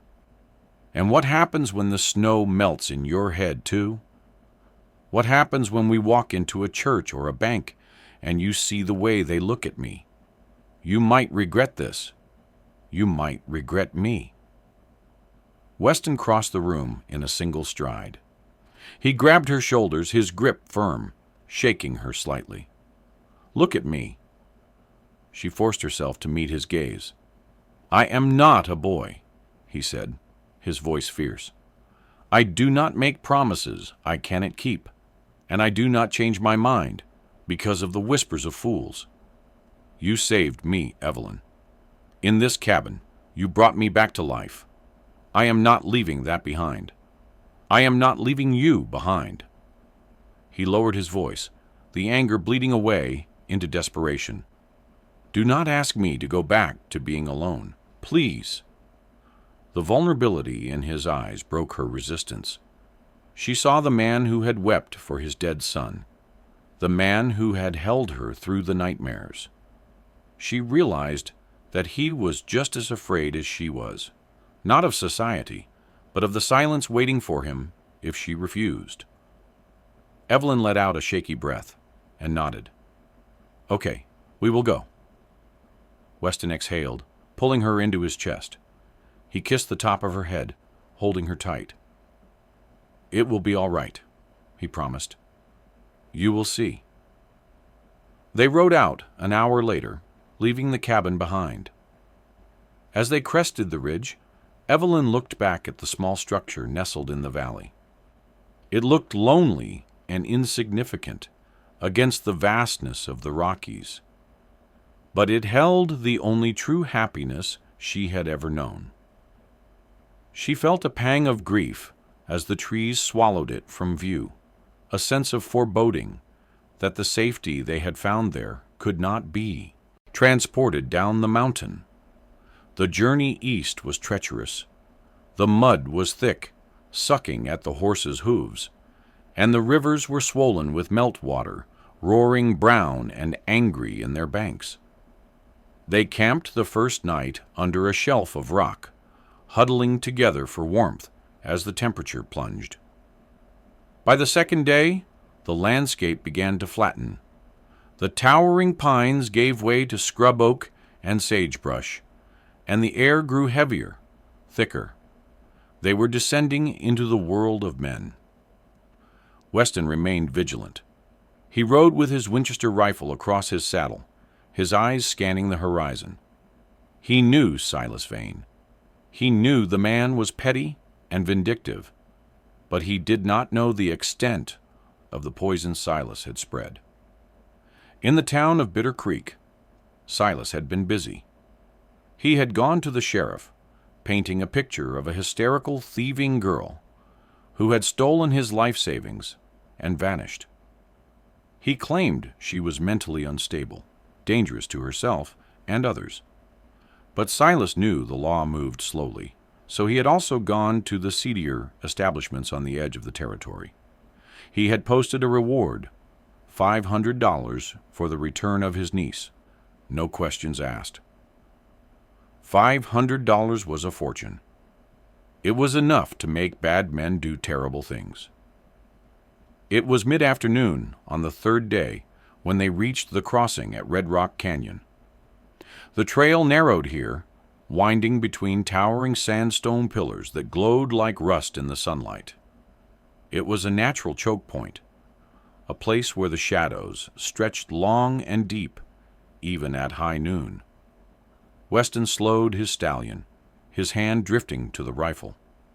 Something felt wrong. The birds had stopped singing. "Stay close," he murmured to Evelyn, who rode the mare a few paces behind him. Suddenly, a gunshot cracked through the air, echoing off the canyon walls like a thunderclap. Weston's horse reared, screaming. A bullet kicked up the dirt, inches from the stallion's hooves. "Hold it, right there!" a voice shouted from the rocks above. 3 men emerged from the cover of the boulders. They were rough-looking, dressed in ragged dusters, their faces obscured by grime and stubble. They held rifles trained on Weston and Evelyn. One of them, a man with a jagged scar running through his eyebrow, slid down the scree slope to the trail level. He grinned, revealing gaps in his teeth. "Well now," he drawled, eyeing Evelyn, "if it is not the little lost bird, Silas said you might be headed this way." Weston steadied his horse, his face turning to stone. "Step aside," he said, his voice deadly calm. "You are blocking the road." The man laughed. "I think we are claiming a toll, mister. $500 for the girl, and whatever you have in those saddlebags for our trouble." "She is not going anywhere with you," Weston said. The man spat on the ground. "She is a thief and a lunatic, according to her kin. We are just doing our civic duty. Now you can ride on, or you can bleed. It makes no difference to me." Weston did not hesitate. He did not negotiate. In one fluid motion, he raised the Winchester and fired. The shot took the man in the shoulder, spinning him around. He howled, dropping his gun. Chaos erupted. The 2 men on the ridge opened fire. Bullets whizzed through the air, chipping stone and tearing through the sagebrush. Weston spurred his horse, driving it forward, placing himself between the gunman and Evelyn. "Ride, Evelyn!" he roared. Ride! But Evelyn's mare, spooked by the gunfire, bucked violently. Evelyn lost her stirrup and was thrown, landing hard in the dirt. The wind was knocked out of her, the world spinning in a dizzying blur of blue sky and red rock. Before she could scramble to her feet, the injured man on the ground lunged at her. He grabbed her ankle, dragging her through the dust. "I got her!" he screamed, his hand clawing at her skirt. Evelyn kicked out, her boot connecting with his face, but he did not let go. He was strong, fueled by pain and greed. Weston saw her fall. He wheeled his stallion around, ignoring the bullets raining down from the rocks. He charged the man on the ground, trampling the earth. He could not shoot. Evelyn was too close. He threw himself from the saddle, tackling the man just as he pulled a long, serrated knife from his belt. They rolled in the dirt, a tangle of limbs and fury. Weston was bigger, stronger, but the other man was desperate. Evelyn scrambled backward, her heart hammering against her ribs like a trapped bird. She saw the knife flash in the sunlight. She saw it plunge downward. Weston grunted, a sharp, guttural sound. He caught the man's wrist, stopping the blade inches from his throat, but the man's other hand clawed for a second knife in his boot. Weston head-butted him, a brutal crack of bone. The man's grip loosened. Weston wrenched the knife free and drove it down. The man went still. Weston staggered up, gasping.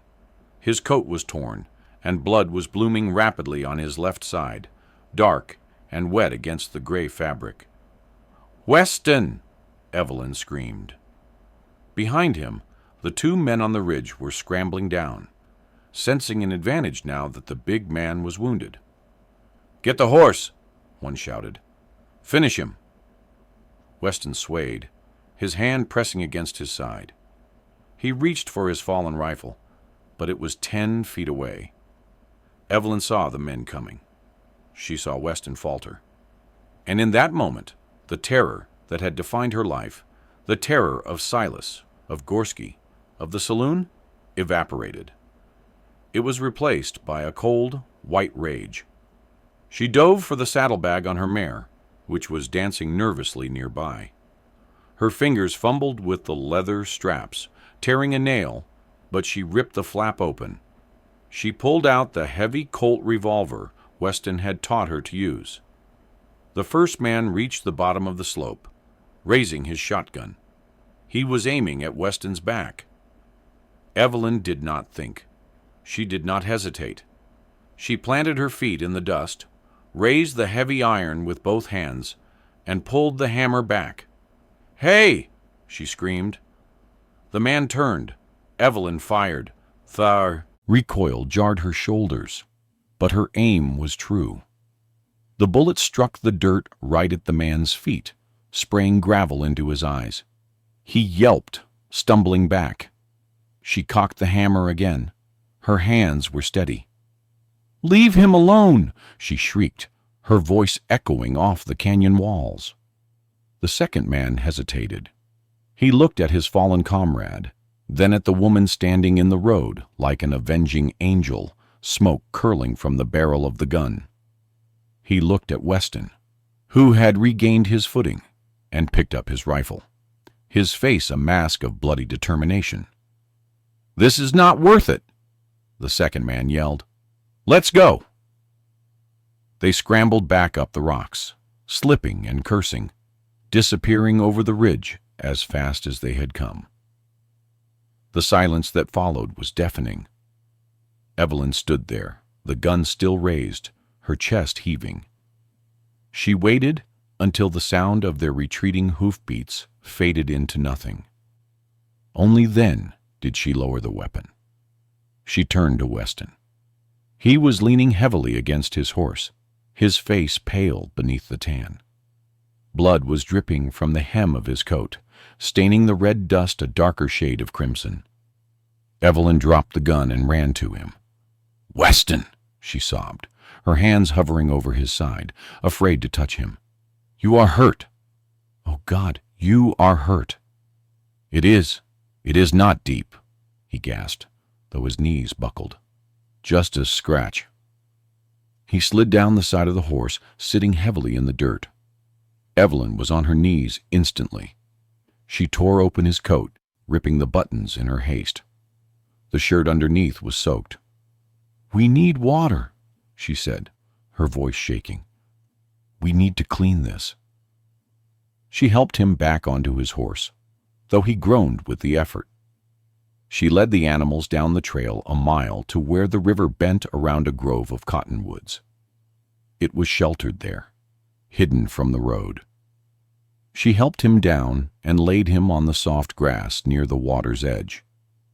She worked quickly, her movements fueled by panic. She tore strips from her petticoat, soaking them in the icy river water. She cleaned the wound. It was a deep gash along his ribs, ugly and bleeding freely, but it had missed the vitals. The knife had glanced off the bone. Evelyn pressed a pad of cloth against the cut, applying pressure. Weston hissed through his teeth, his head falling back against the saddle she had placed behind him. "I am sorry," he whispered, his eyes closed. "I let them get too close." Evelyn stared at him, tears tracking through the dust on her face. "You fought 3 men," she said, her voice trembling with a mixture of anger and awe. "You killed a man for me." Weston opened his eyes. They were hazy with pain, but clear in their intent. "I told you, I am not leaving you behind." Evelyn looked at the blood on her hands. His blood. The reality of what had just happened crashed into her. "You almost died," she choked out. "A few inches to the right, and you would be dead. Because of me. Because of a waitress worth $2 a bottle." Weston's reached out, his hand gripping her wrist. His fingers were stained with dirt and blood, but his hold was unbreakable. "Do not say that," he commanded, his voice weak but fierce. "Do not ever say that. You are worth more than this whole damn territory." Evelyn shook her head, the guilt pouring out of her. "In the cabin, when you went to check the perimeter, I almost let you go back out alone. I almost stayed in bed. I thought a man like you was just bored. I thought you were playing house until the snow melted. I did not believe you could actually want me. I did not think I was worth fighting for." She sobbed, a harsh, racking sound. "And today, you bled for me. You took a knife for me." Weston pulled on her wrist, ignoring the pain in his side, dragging her down until she was lying across his chest. He cupped the back of her head, forcing her to look at him. "I would die for you, Evelyn," he said, each word a solemn vow. "I have spent 10 years being dead while my heart was still beating. You are the only thing that makes me want to live. But if it came to it, yes, I would die to keep them from taking you back to that hell." He kissed her then. It was not the gentle kiss of the cabin. It was rough, desperate, metallic, with a taste of fear and adrenaline. It was a kiss that tried to bridge the gap between life and death, a claim that defied the violence of the afternoon. Evelyn kissed him back with equal ferocity. She needed to feel the heat of his skin, the movement of his breath. She needed to prove to herself that he was still here, that the gray eyes were still open. She shifted, careful of his wound, straddling his hips. The fire they had built earlier crackled beside them, but the heat between them was hotter. They clung to each other like castaways in a storm. He fumbled with the buttons of her dress. She tore at the fastenings of his trousers. There was no grace in it, only a frantic need to be as close as humanly possible. When they joined, It was a collision. Evelyn cried out, burying her face in his neck, tasting the salt on his skin. Weston held her hips, anchoring her, his groans lost in her hair. They moved against the backdrop of the rushing river and the vast, indifferent sky. Two small figures asserting their existence against a world that wanted to crush them. It was an act of defiance. It was an act of worship. Afterward, as the sun began to dip below the canyon walls, painting the sky in violent shades of purple and orange, they lay tangled together in the grass. Weston's breathing had evened out, though his face was still pale. Evelyn lay with her head on his uninjured shoulder, her hand resting protectively over the bandage on his side. She watched the river flow, the water unceasing, unstoppable. She realized then that there was no going back. The woman who had swept floors and taken insults was gone. She had shot a gun. She had saved a life. She had been loved by a man who would burn the world down for her. She pressed a kiss to Weston's throat. "We are going to make it," she whispered, not as a question, but as a statement. Weston tightened his arm around her. "Yes," he rasped, "we are." And as the first stars began to prick the darkening sky, Evelyn Gray finally believed him. The iron archway of the Triple C Ranch loomed against the twilight sky like a gate to another world, casting a long skeletal shadow over the dusty road. To Evelyn, sitting stiffly atop the weary mare, the ranch was not just a property. It was a kingdom. It sprawled as far as the eye could see, a rolling ocean of sage and grass that fed 3,000 head of cattle. In the distance, the main house stood on a rise, a sprawling structure of whitewashed timber and stone that looked permanent, unyielding, and terrifyingly grand. Weston rode beside her, slumped slightly in his saddle. The bandage around his ribs was soaked through, a dark, wet stain spreading against his dust-caked coat. But he refused to stop. He had driven them hard for the last 10 miles, possessed by a singular need to get her behind his walls. As they clattered into the main yard, the bunkhouse door swung open. 3 men stepped out, laughing at a joke that died instantly on their lips. Jeb, the foreman, a man with a face like tanned leather, dropped his cigarette. He stared at the blood on Weston's side, then at the woman on the mare, a woman with wild, wind-tangled hair, wearing a man's oversized coat and a dress torn at the hem. "Boss," Jeb called out, stepping forward, his hand instinctively drifting to his gun belt. "What happened? Was it rustlers?" Weston slid from his horse. His boots hit the dirt with a heavy thud, and he swayed. Evelyn was off her mare in a second, rushing to steady him, her shoulder wedging under his arm to take his weight. "Help him!" she shouted at the gaping men. "Do not just stand there." The ranch hands scrambled into motion, shamed by the command in her voice. Caleb and Thomas, 2 younger hands, rushed to take the horses, their eyes darting nervously toward Evelyn. They did not know who she was, but they knew the look of a woman who had ridden through hell. "Get the doctor from town," Weston grunted, as Jeb helped him toward the main house. "And tell the cook to heat water." "Who is the girl, Wes?" Jeb asked in a low voice, eyeing Evelyn with suspicion. Weston stopped. He turned his head, his gray eyes flashing with a dangerous light, despite his exhaustion.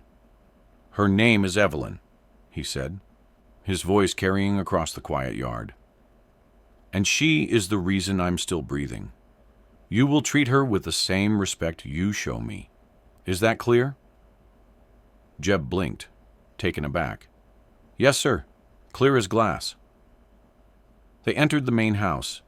It was cavernous, filled with heavy oak furniture, and the scent of beeswax and leather. It was a masculine space, devoid of softness, a house built by a man who intended to live alone. Evelyn felt small inside it. She felt like a stain on a pristine page. For the next week, Evelyn did not leave the house. She tended to Weston's wound with the fierce dedication of a soldier guarding a post. She changed his dressings, fed him broth, and sat by his bedside while he slept the fever away. But while the house was a sanctuary, the world outside was beginning to stir. News traveled across the Wyoming plains faster than a brush fire. The story of Weston Cade's return, bloodied, accompanied by a saloon girl from Bitter Creek, reached the town and the neighboring ranches within days. The narrative twisted with every retelling. By the time it reached the church pews and the general store, Evelyn was not a survivor. She was a siren. She was a gold digger who had ensnared a grieving, wealthy widower in a moment of weakness. She was a harlot who had gotten herself in trouble and found a rich fool to bail her out. Weston recovered. His strength returned, and with it, his stubbornness. He refused to let Evelyn hide in the guest room. On the second Sunday after their return, he walked into the kitchen where Evelyn was drinking coffee, staring out at the vast, intimidating lawn. He was dressed in a charcoal suit, his hair slicked back, looking every inch the cattle baron. "Get dressed," he said gently.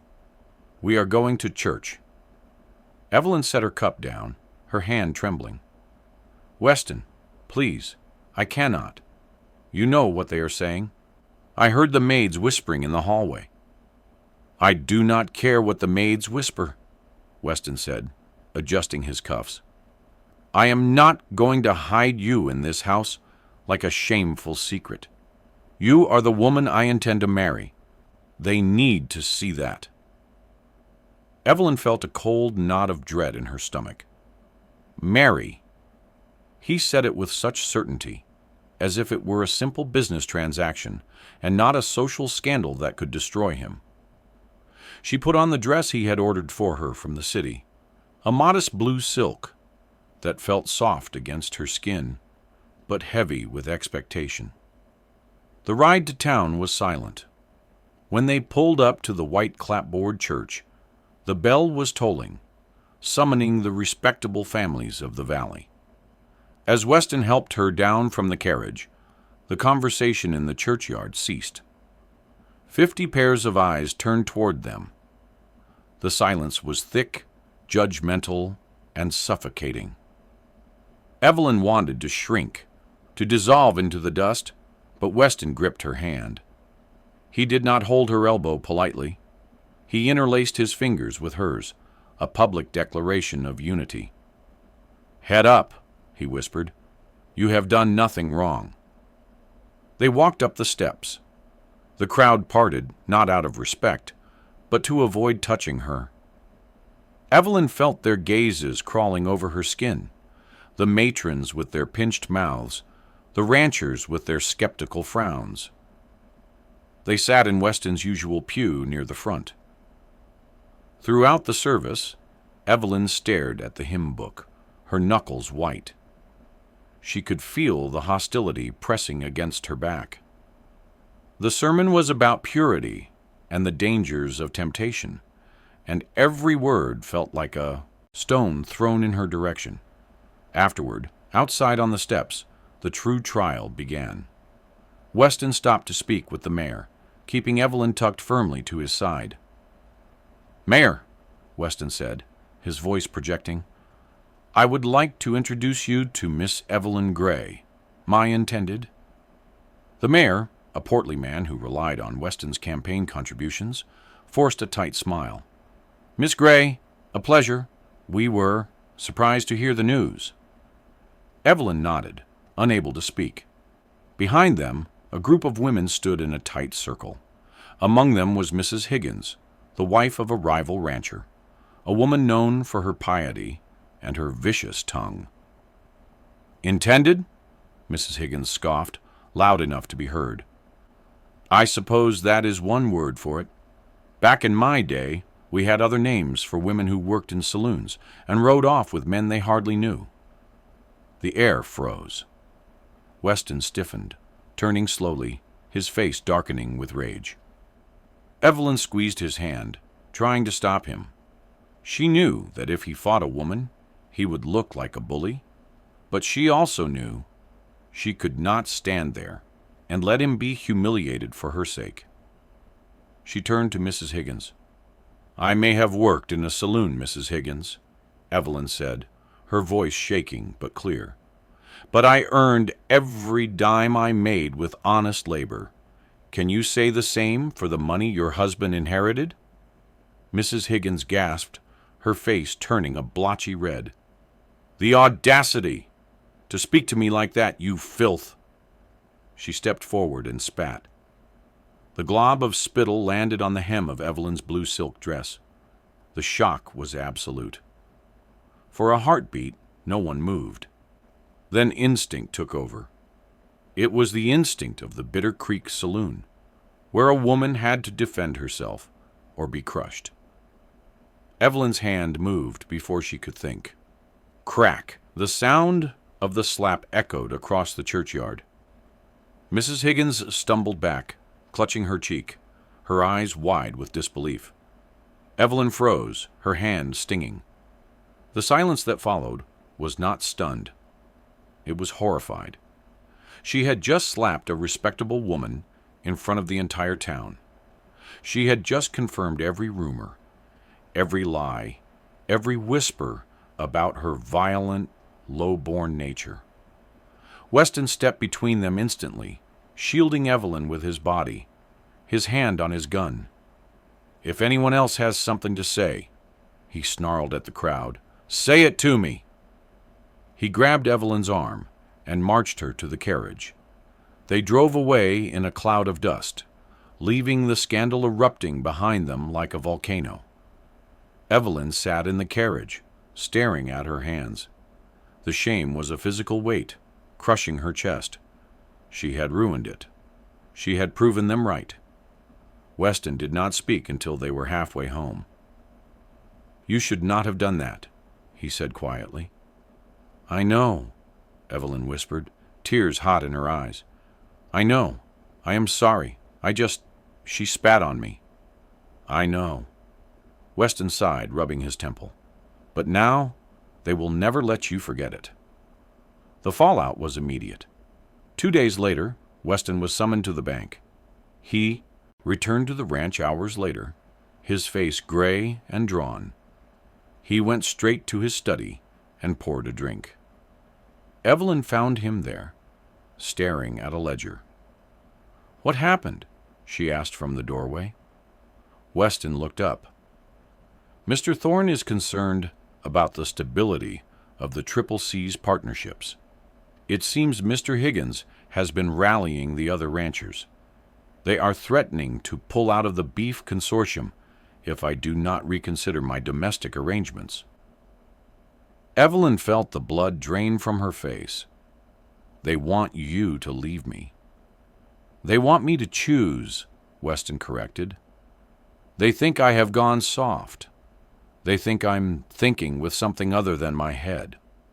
Thorne said the bank might hesitate to extend the loan for the new irrigation project if my standing in the community continues to deteriorate. "And what did you say?" Evelyn asked, her voice barely audible. Weston downed the whiskey and set the glass on the desk with a definitive click. "I told him to go to hell," he said calmly. "I told him, if the bank closes its doors to me, I will withdraw every cent I have and open an account in Denver. I told him I would start over if I had to." "Start over?" Evelyn repeated, stepping into the room. "Weston, you have spent 10 years building this. This is your life." "No," Weston said, standing up.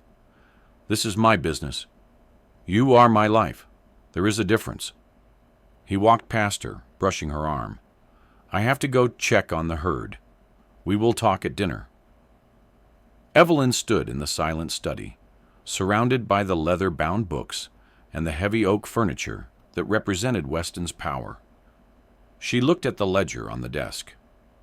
She looked at the portrait of his grandfather on the wall.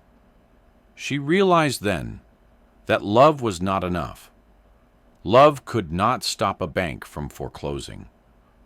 Love could not stop a town from ostracizing a man who depended on their goodwill.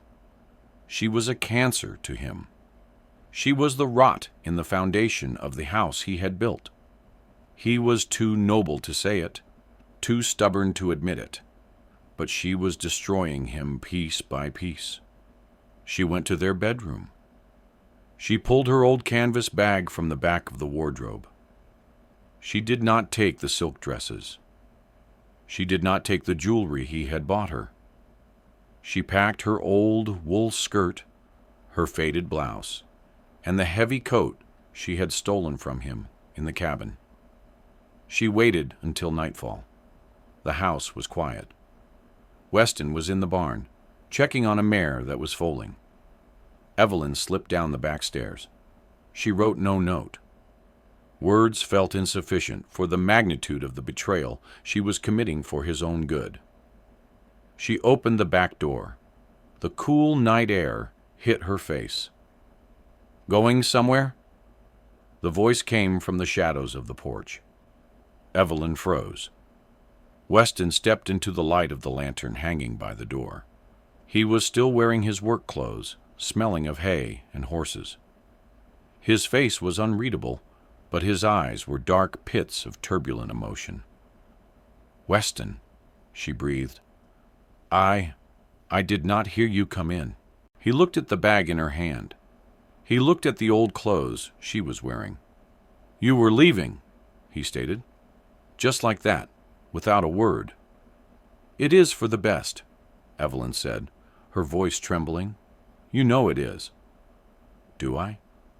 Weston took a step closer. "Because it looks to me like you are running away again." "I am saving you," she cried, the facade cracking. "I am saving you from losing everything.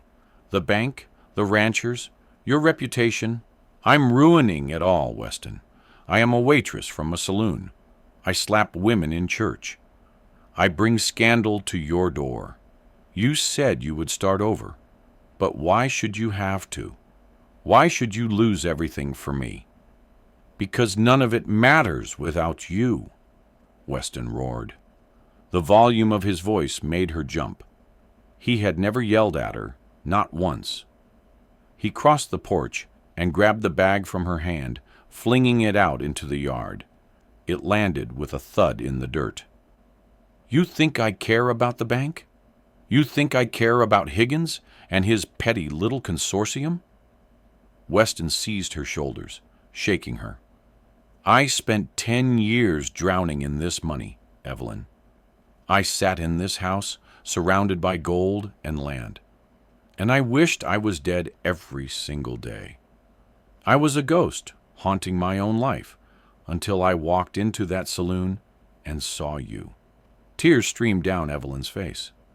"You will resent me," she sobbed. "One day, you will wake up and realize you gave up an empire for a girl with scars on her back. You will hate me for it." "I could never hate you," he said, his voice breaking. "But I hate that you think so little of me.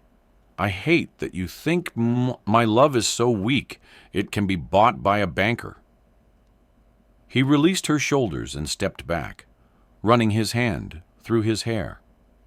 He looked devastated. He looked like a man who had fought a war and won, only to be stabbed by his own ally. He dropped to his knees on the rough wood of the porch. Evelyn gasped. "Weston, get up! Please!" Weston did not get up. He wrapped his arms around her waist, burying his face in the fabric of her old wool skirt. He pressed his forehead against her belly, his shoulders shaking. The great cattle baron, the man who terrified the territory, was kneeling before her in the dust. "Please," he whispered, his voice muffled and thick with tears. "Please do not leave me here alone. I cannot go back to the silence. I cannot do it." He tightened his grip, clinging to her as if she were the only solid thing in a dissolving world. "You joked about a day off," he choked out, "but you gave me a future. Please, Evelyn, please don't take forever away from me." The words pierced Evelyn's heart like a physical blow. "Don't take forever away from me." She looked down at him. She saw the vulnerability he hid from the world, the raw, gaping wound of his loneliness that only she could heal. She realized that her leaving would not save him. It would kill him. It would confirm his belief that everyone he loved left him. She sank to her knees in front of him. She cupped his face, lifting it so she could see his eyes. They were red-rimmed, desperate, pleading. "I am sorry," she wept. "I am so sorry. I thought I was doing the right thing." "The right thing is staying," he rasped. "The right thing is us." Evelyn kissed him. It was a kiss of surrender. She surrendered her fear, her insecurity, her belief that she was unworthy. She accepted the burden of his love, heavy and terrifying as it was. "I am staying," she whispered against his lips. "I am staying. I am not going anywhere." Weston let out a sound that was half laugh, half sob. He pulled her into his arms, crushing her against him, rocking her back and forth on the porch floorboards. He carried her inside, kicking the door shut against the night. He did not take her to the bedroom. He carried her to the rug in front of the fireplace in the study, the heart of his fortress. They made love in the glow of the dying embers. It was not the frantic, adrenaline-fueled coupling of the riverbank. It was slow. It was aching. It was a conversation of skin and breath, a reconsecration of the vows they had made in the mountains. Weston moved over her with a reverence that made her weep. He kissed the scars on her arms. He kissed the tears from her cheeks. He worshipped her body as if it were the only holy ground he believed in. Evelyn held him, feeling the weight of his trust. She felt the armor he wore for the world melt away, leaving only the man, flesh and blood, and beating heart. As he moved inside her, their eyes locked. There was no shame in her gaze anymore, no doubt. She saw herself reflected in his eyes, not as a charity case, but as his equal, his partner, his salvation. When it was over, they lay tangled together on the rug, covered by his discarded coat. The fire popped softly. The house was silent, but it no longer felt empty. Weston ran his hand down the length of her hair, his breathing steadying. "Start over," he murmured, echoing his words to the banker. "Let them take the partnerships. Let them take the loans. We will build something better." Evelyn rested her head on his chest, listening to the strong, steady thrum of his heart. She knew the fight was not over. Silas was still out there. The town still hated her. The road ahead was rocky and steep.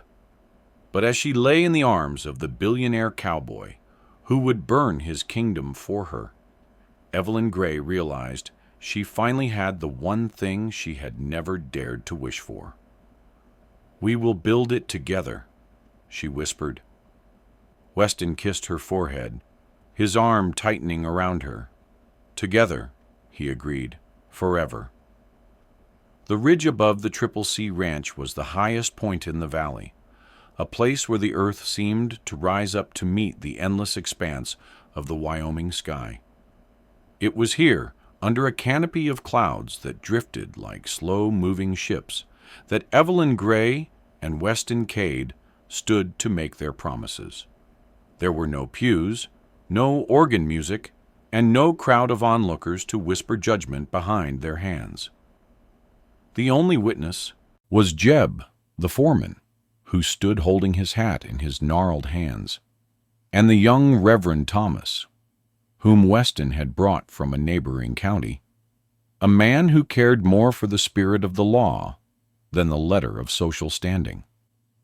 Evelyn wore a dress of simple cream linen, stitched by her own hands in the quiet hours of the morning. It was devoid of lace or pearls, unadorned save for a sash of pale blue ribbon. Her hair was loose, catching the wind, framing a face that had lost the gaunt hollows of fear. She looked at Weston, not as a savior, but as a man she had chosen. Weston wore his best black suit, but he had left the tie behind, the collar of his white shirt open to the breeze. The bandage on his side was gone, leaving only a fresh pink scar to join the others on his skin. He held Evelyn's hands as if they were made of something rarer than the gold in his mines. "Do you, Weston, take this woman?" the Reverend asked, his voice thin against the vastness of the plains. "I do," Weston answered. His voice did not waver. It was a stone dropped into a deep well, solid and resonant. "And do you, Evelyn, take this man?" Evelyn looked at the scars on his knuckles. She looked at the gray eyes that had seen her when she was invisible. She thought of the cabin, the snow, the riverbank, and the porch where he had knelt before her. "I do," she whispered. The wind carried the words away, scattering them over the sagebrush and the cattle herds below. It was a quiet ceremony for a love that had been forged in noise and violence. When Weston kissed her, it was a seal upon a contract that no bank could foreclose and no sheriff could dissolve. They rode back down to the main house as the sun began its descent, painting the sky in violent streaks of violet and blood orange. The ranch was quiet, the hands having retired to the bunkhouse out of respect. But peace was a fragile thing. As they reached the yard, a cloud of dust appeared on the road from town. It moved fast, a dark smudge growing larger with every second. Weston pulled his horse up, his hand instinctively dropping to his hip, though he was not wearing his gun belt. Evelyn felt a cold shiver traverse her spine, a phantom echo of the old fear. A black carriage rattled into the yard, followed by 3 men on horseback. The carriage door swung open before the wheels had fully stopped, and Silas Vane stepped out. He looked older, his face ruddy with drink and indignation, but his eyes still held that sharp, greedy glint. Behind him, looking uncomfortable, was Sheriff Miller, a man who had spent 20 years keeping the peace by turning a blind eye to men like Silas. "There she is!" Silas shouted, pointing a shaking finger at Evelyn. "That is the thief. That is the runaway. Sheriff, do your duty." Weston dismounted calmly. He walked to Evelyn's horse and helped her down, keeping his body between her and the men. He did not speak immediately. He let the silence stretch, heavy and menacing. "You are trespassing, Silas," Weston said finally.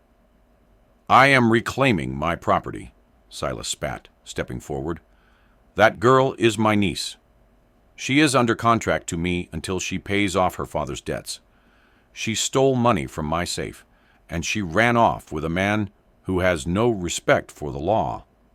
He turned to the sheriff. "Arrest her, Miller, or arrest him for kidnapping. I have the papers right here." He waved a sheaf of crumpled documents in the air. Sheriff Miller shifted his weight, looking from the angry saloon keeper to the billionaire rancher. "Mr. Cade," he said, clearing his throat, "Mr. Vane here has sworn out a complaint. He says the girl is a minor in his custody, and that she owes a significant debt. Now I do not want trouble. but the law is the law. Evelyn stood behind Weston. She felt the heat of his anger radiating off him. She knew he was ready to fight. She knew he would draw blood again if he had to. But she also knew that violence would only breed more violence. It would confirm every lie Silas had told. She placed a hand on Weston's arm.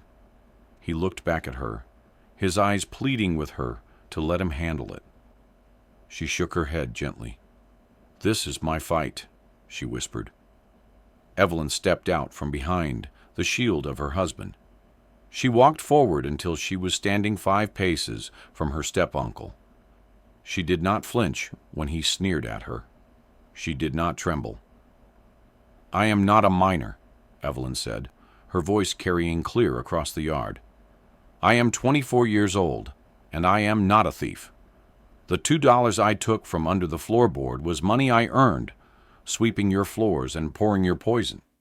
"Lies!" Silas screamed. "She is hysterical. Sheriff, look at her.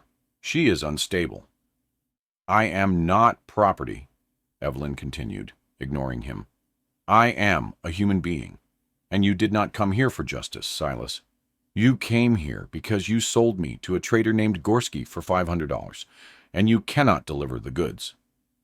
The sheriff blinked. "Selling? Now see here, Vane.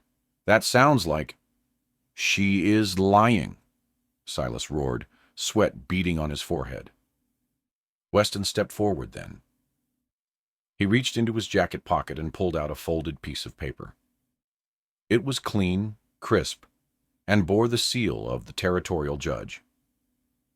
"We expected you might come," Weston said, his voice dangerously low. "So I sent a telegram to the marshal in Denver, and I had a conversation with Mr. Gorski before he left the territory." Silas went pale. "It is amazing what a man will admit to when he is facing a charge of attempted murder," Weston said. "Gorski signed a confession, Silas. He detailed the transaction. $500 for a woman he intended to take across state lines against her will. That is not debt collection. That is trafficking." Weston handed the paper to the sheriff. Miller read it, his eyebrows rising. "And as for the debt," Weston added, "I had my solicitors look into your records. Evelyn's father left her a trust. You drained it 10 years ago. If anyone owes money, Silas, it is you." The sheriff looked at Silas Vane. The deference was gone from his eyes, replaced by the hard look of a man who realizes he has been played for a fool. "Is this true, Vane?" the sheriff asked. "It is a fabrication," Silas sputtered, backing away toward the carriage. "His money bought that paper. He is trying to ruin me." Evelyn took one more step forward. She looked at the man who had owned her life for 12 years. She saw him for what he was, small, pathetic, and powerless against the truth. "You ruined yourself, Uncle," she said softly. Sheriff Miller signaled to his deputies. "Take him into custody. Fraud, embezzlement, and conspiracy to commit kidnapping. We will let the judge sort out the rest." "No, you cannot do this," Silas screamed as the deputies grabbed his arms. He thrashed, his hat falling into the dust. "Evelyn, you ungrateful wretch! I fed you. I clothed you." Evelyn watched as they dragged him toward the sheriff's wagon. She did not feel triumph. She did not feel joy. She felt a heavy, suffocating weight lift from her chest, leaving her light-headed and free. Weston came to stand beside her. He did not touch her. He simply stood guard, a silent sentinel, ensuring the nightmare was truly over. As the wagon rolled away, taking the last shadow of her past with it, Evelyn let out a long, shaky breath. "It is done," she whispered. Weston took her hand. "Yes, it is done." The following spring brought a different kind of change to the valley. The Triple C Ranch, once known as a fortress of solitude, began to teem with a new kind of life. Evelyn had not forgotten the women she had left behind in the saloon, nor the children of the tenant ranchers who grew up knowing only the plow and the saddle. She asked Weston for the use of the old bunkhouse near the creek. He gave it to her without question. She scrubbed the floors, whitewashed the walls, and ordered crates of books from the East. She opened a school. At first, no one came. The town still whispered. The scandal of the church steps had faded, but the prejudice remained. But Evelyn was patient. She started with the children of Weston's own ranch hands. She taught them their letters using charcoal on rough slate. She read to them from the books she loved. Slowly, word spread.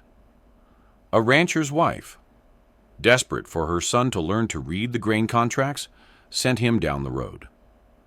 A washerwoman sent her daughter. And then, late one evening, a buggy arrived from town. 2 women Evelyn recognized, from the Iron Horse Saloon, stepped out, their faces painted, but their eyes shy. "We heard you were teaching reading," one of them said, twisting her shawl. "We have got money to pay." Evelyn smiled, opening the door wide. "Your money is no good here, Sarah. Come in. There is coffee on the stove." Weston watched it all from the ridge. He saw his wife, the woman who had once hidden in a storeroom, building a community out of nothing but sheer will and kindness. He saw the way the town began to soften, how the whispers turned to grudging respect and then to genuine admiration.